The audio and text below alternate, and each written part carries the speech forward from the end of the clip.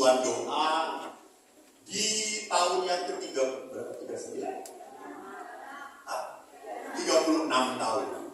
Romo Erwin berbicara tentang relasi suami istri.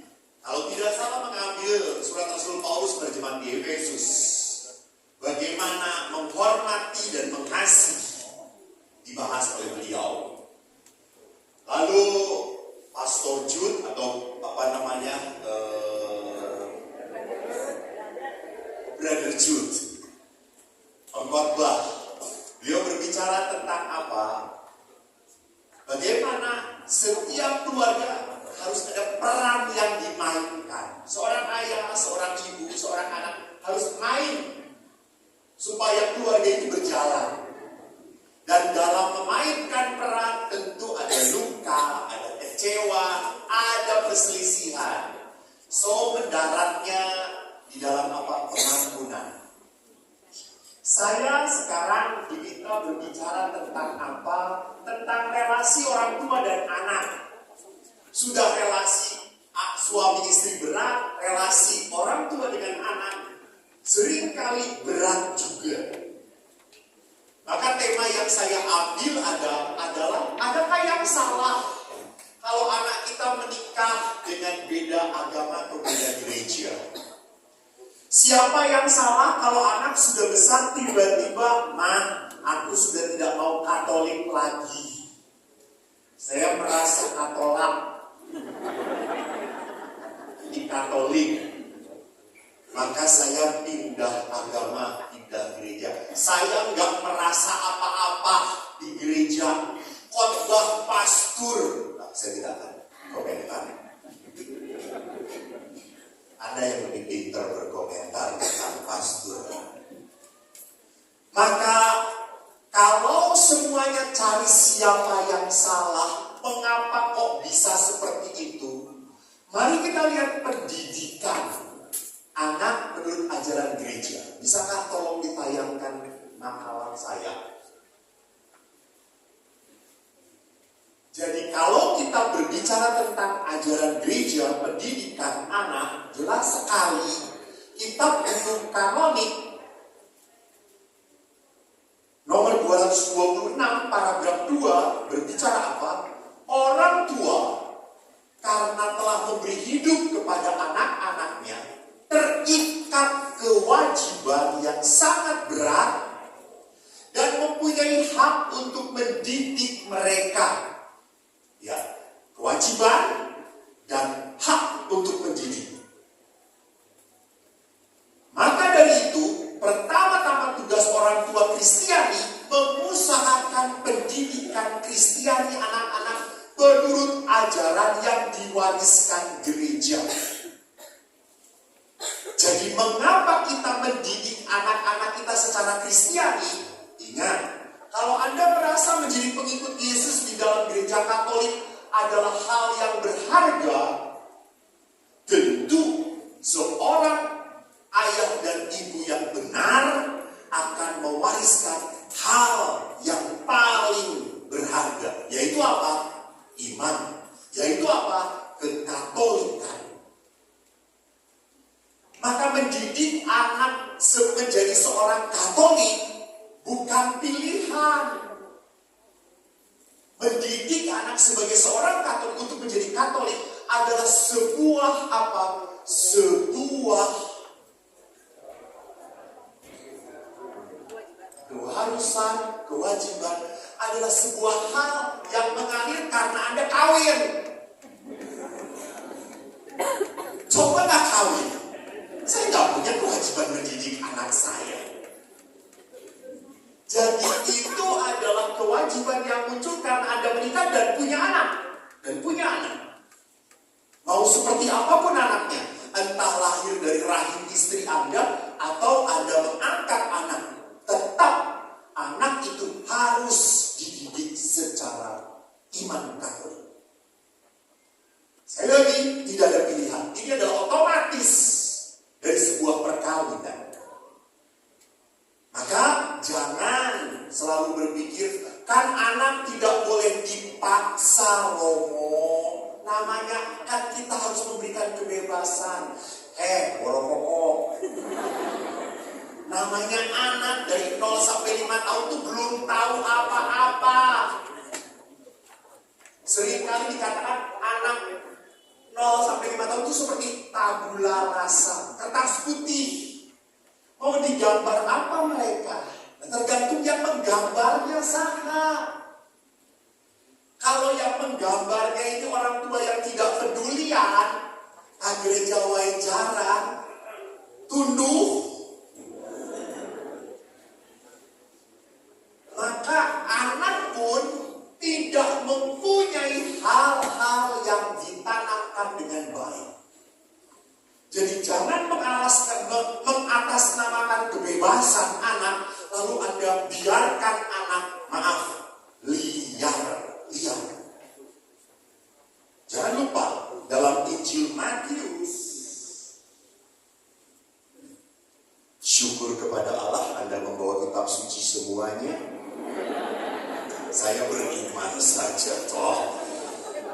Pasti di dalam handphone, smartphone, namanya smart toh. Smartphone itu selalu ada apa-apa di sana.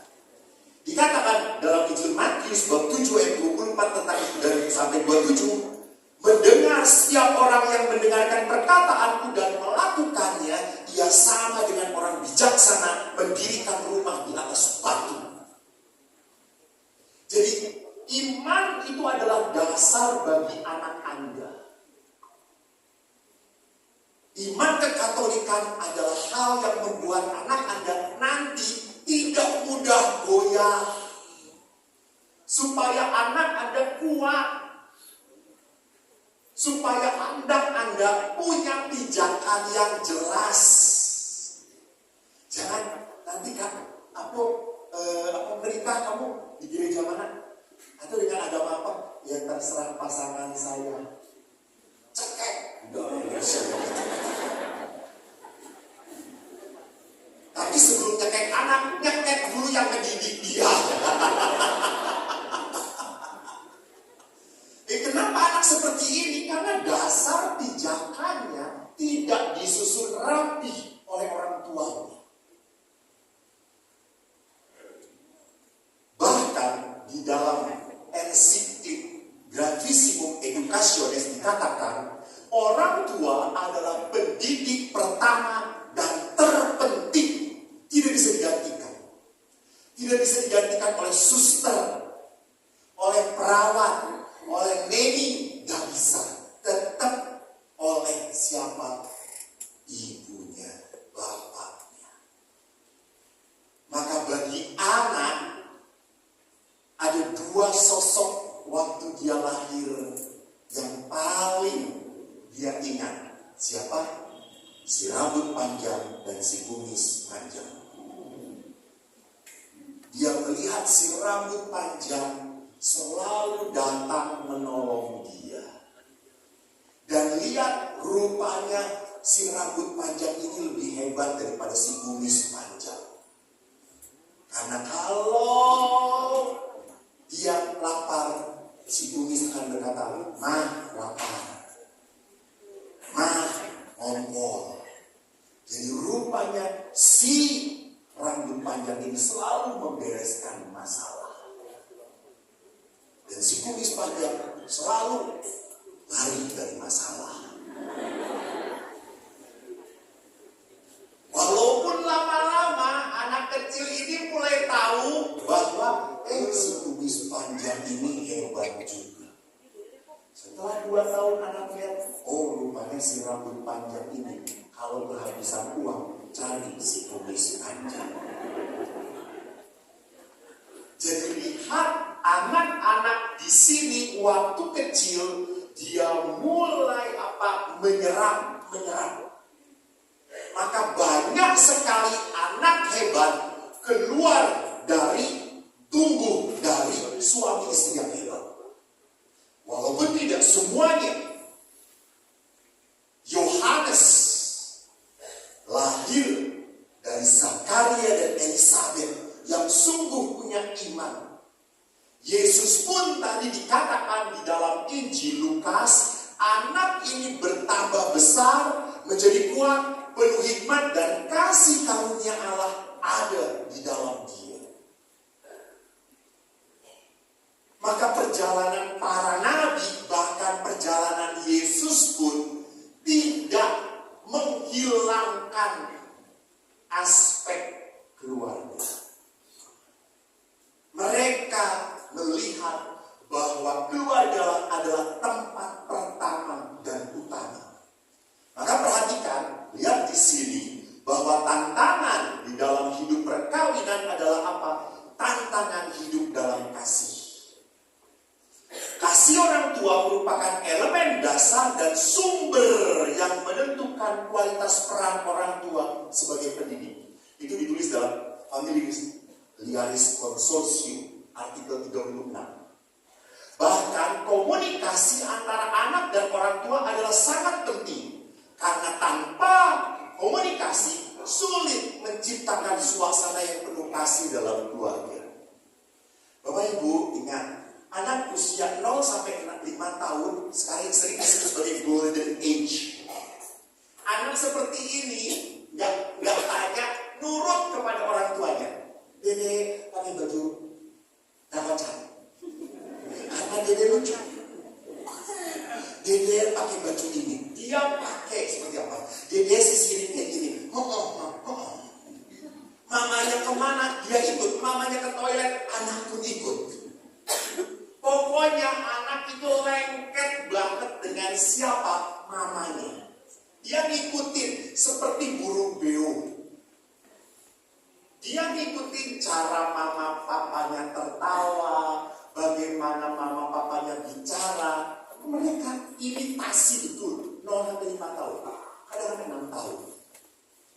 Tetapi anak usia 6 sampai 12 mulai berkembang. Dia tanya, mengapa? Jadi kalau anak 5 tahun, tidak ada pertanyaan mengapa. Nurut. Dia berdoa ya, berdoa. Gak akan, kenapa mama? Nah, tapi usia 6 sampai 12 mulai tanya, kenapa harus berdoa? Pokoknya kata mama, doa. Ini membuat anak Anda jadi blow. Dia tidak kreatif. Karena anak bertanya mengapa, itu mengembangkan kreativitas dia. Mengapa? Ada seorang anak pernah tanya pada bapaknya, Papa, Yesus dengan iblis jagoan siapa? Lalu bapaknya berkata, ya jagoan Yesus dong. Yesus ngalahin iblis. Kenapa kalau Yesus jagoan dan iblis kalah sampai sekarang tidak dimusnahkan iblis itu? Jadi jagoan siapa? Oh iblis masih ada. Kalau Yesus jagoan, oh iblis masih ada. Si bapaknya langsung, tanya ke pastor. Waktu pastor ditanya, pastor berkata, nanti nunggu wangsit dari Tuhan. Jadi Bapak Ibu, bagaimanapun anak butuh penjelasan yang logis. Dia akan selalu bertanya. Karena apa? Dia langsung kreatif. Kenapa ya? Pada saat dia melihat papanya merokok, katanya merokok itu bahaya ya, bahaya. Papa kok merokok ya? Berarti papa mendekati bahaya. Betul. Jadi mari kita doakan supaya papa kalau tidak merokok lagi, gak mungkin. Kita berdoa supaya papa melarang gitu ya. Tidak dirokok, nanti papa minta mama gitu. Jadi anak akan selalu mempertanyakan. Saya kan pernah lihat di sini di Laurentius tempat masa kecilku. Waktu gereja masih kecil, saya kelas 5 SD, 6 SD sudah di sini, 5 SD sudah di sini.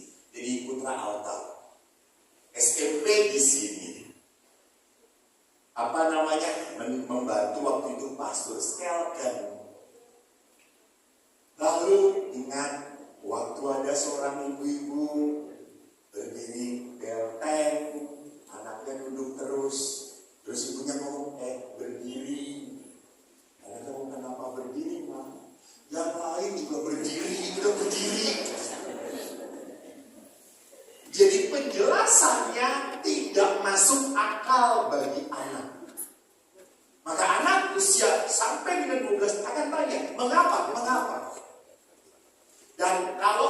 5 nurut pada ibunya. Sedangkan 5 sampai 12 nurut pada siapa?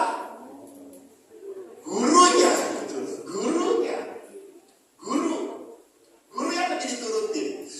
Kata, kata ibu guru, dengerin ya Ma. Kalau berdoa harus merem, jangan marah-marah. Guru yang lebih didengarkan oleh anak seperti itu. Sedangkan anak menginjak 12 sampai 17 tahun lebih dekat pada siapa? Yes, teman. Maka orang tua harus jadi teman pada saat itu. Jadi kalau mau didengarkan oleh anak, jadilah kawan bagi anak Anda. Jangan anak SMP pacaran, lihat anak lu pacaran. Ingat ya, masih kecil. Tidak boleh pacaran. Dosa. Ya Allah. Di mana hukumnya pacaran dosa. Tapi orang tuanya langsung keras. Tenang aja. Anak SMP sudah mulai jatuh cinta. Namanya jatuh cinta, maunya tuh ganteng. Kita juga suami Anda.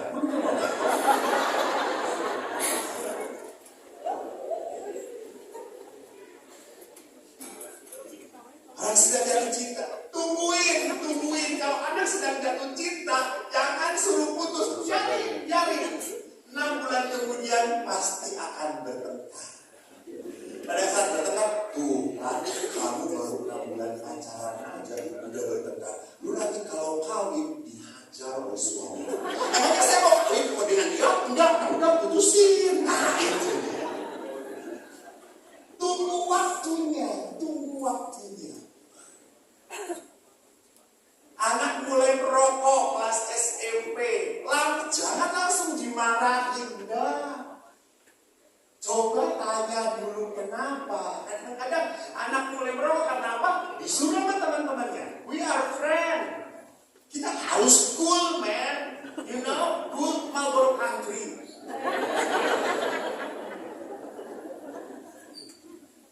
Jadi seolah-olah cool, becoming like a man, you must smoking. Karena apa teman-teman? Jadi pada saat anak di usia seperti itu, kita harus menjadi teman. Sampai usia 17.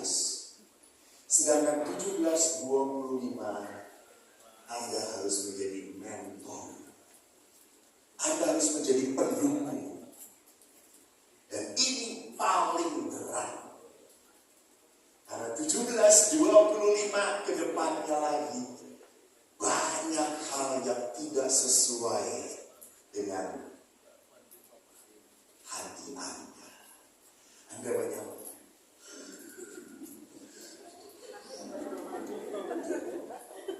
ningali anak serangan jantung, ningali bapana lebih serangan deui. Jadi banyak terus dada. Nanti saya akan melihat bagaimana di 17-25 Anda harus membantu mewujudkan keinginan anak. Bukan anak mewujudkan keinginan orang tua. No, salah. Karena anak Anda punya otak. Anak Anda sekolah. Anak Anda punya kreativitas. Gampangnya Laurentius banyak banget tahu gampang. Geus papa geus boga usaha mapan. Borma di mana-mana aya. Teruskeun. Saya nggak memberitahu bahwa ada yang punyanya ya saya tidak tahu. Tapi kan praktisnya kan kayak gitu. Praktis untuk apa hese-hesenya duit ya. Mungkin orang tua just money. Tapi anak beda. Mam, Pap, itu kan kesuksesan kau. Kau yang sukses di situ. Aku mau sukses dengan cara lain dong. Itu ya. Sering kali kita bodoh,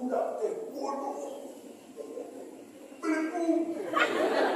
Lihat, di saat Anda seperti itu ingat. Kalau anak Anda belum, yang ngedidiknya siapa?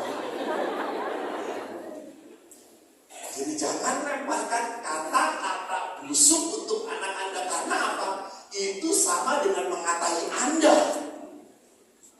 Karena mereka punya mimpinya sendiri. Maka mari kita lihat. Nah, kita hukum kanoni. Artikel 795. Tanda yang kelihatan, dengan kelahiran anak, pasang suami istri dipanggil untuk menjadi orang tua bagi anaknya, menjadi tanda yang kelihatan akan kasih Allah.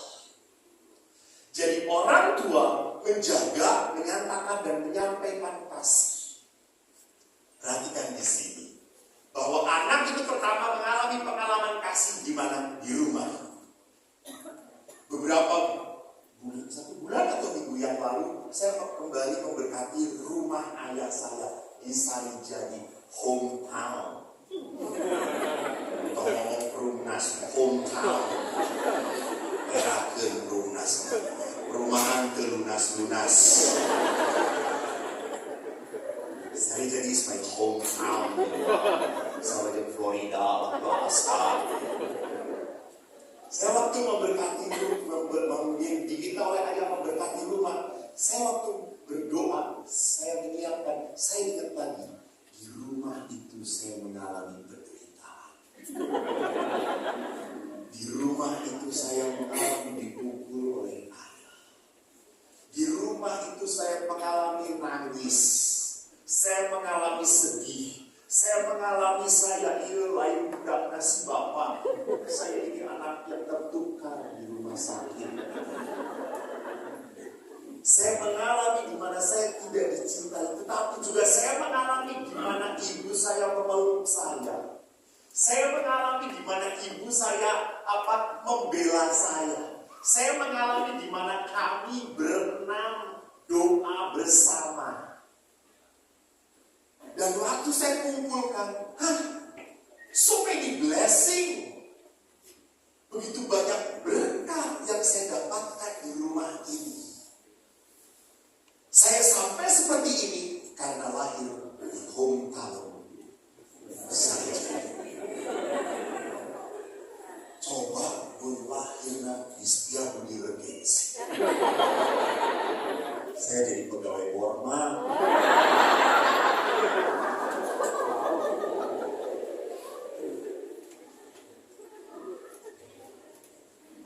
Jadi perhatikan, itu adalah apa? Itu adalah rancangan Tuhan.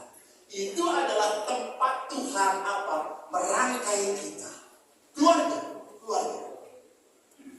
Dan jangan lupa Bapak Ibu, sebesar-besarnya rumah Anda, segedong-gedongnya rumah Anda ya Bu, Pak. Setelah anak 60 tahun, 2 aduh. Tinggal isi berpongket tadi,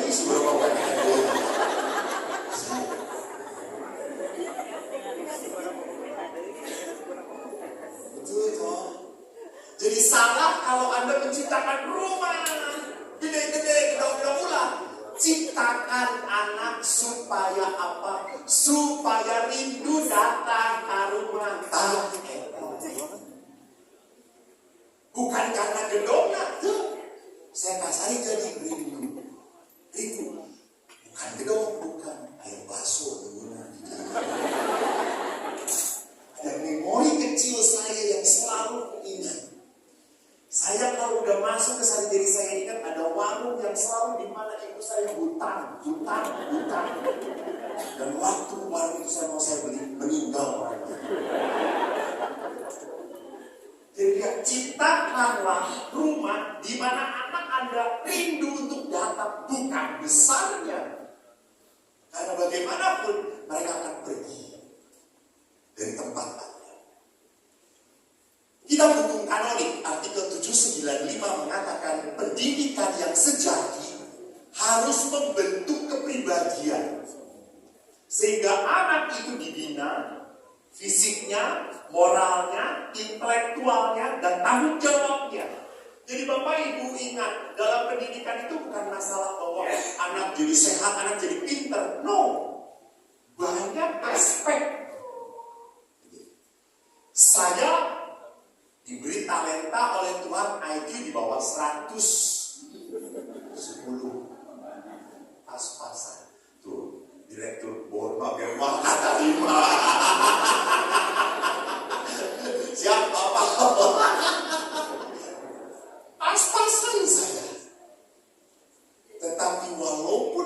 saya seperti itu, saya punya apa? Saya punya kegigihan. Saya tidak eleh. Saya tidak mau putus asa. Saya tidak mau putus asa. Walaupun dulu oleh ayah, ini kan cara pendidikan ayah yang kurang tepat, Bapak Ibu. Saya itu kalau bodoh, kalau nilai matematika 5, ayah selalu ngomong, Bapak nggak pernah nilai 5. Bapak 7, 8, 7, 8, 9, 10. Pinter, kamu nilai 5. Turunan siapa kamu ini? Saya waktu itu tidak berani menjawab karena belum jadi pastor. Kalau sudah jadi pastor, saya akan menjawab, saya turunan monyet, kata saya.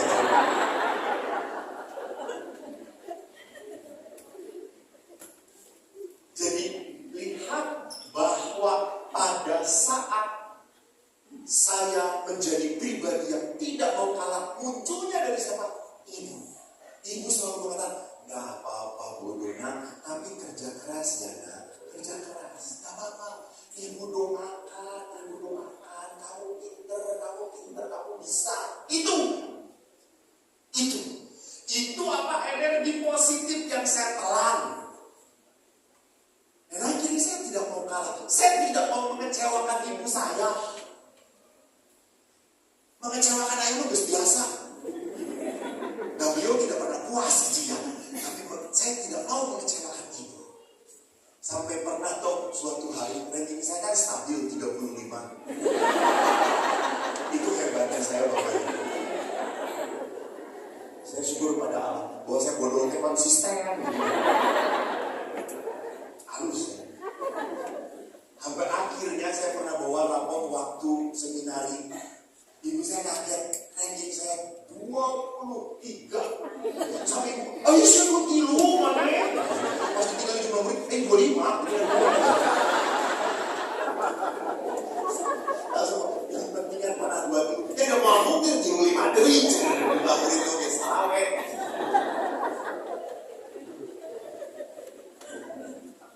Jadi, Bapak Ibu yang terkasih, di saat saya mengalami tahu bahwa ibu saya memberikan push, energi positif, ibu saya memberikan motivasi, ibu saya memberi dorongan, saya nggak mau kalah.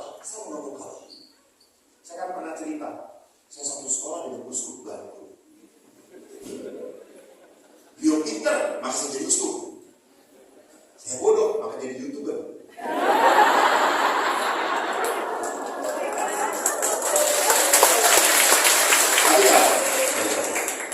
Siapa yang lebih cari uskup atau YouTuber?